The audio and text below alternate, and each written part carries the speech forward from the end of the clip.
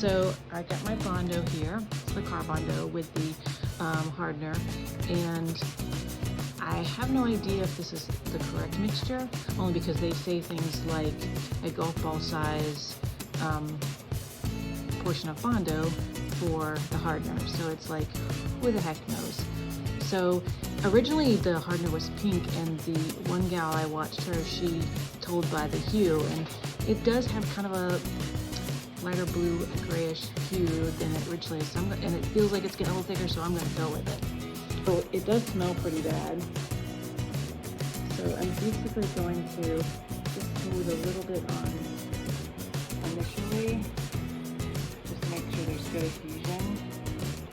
So then I'm going to put a little bit more on.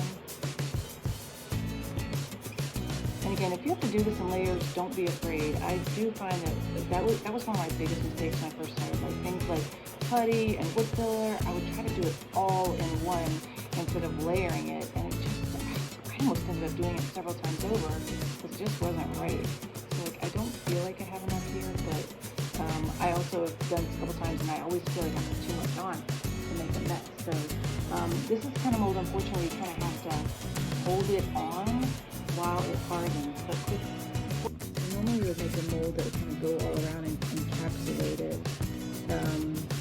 But this one, because it has decorative pieces, I didn't want to do that. Yeah, it's getting hard. I'm just gonna, so yeah, I should be able to pull it off now, I think. Yeah.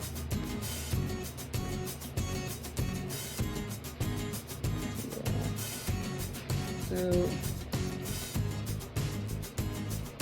it's got a decent shape. I mean,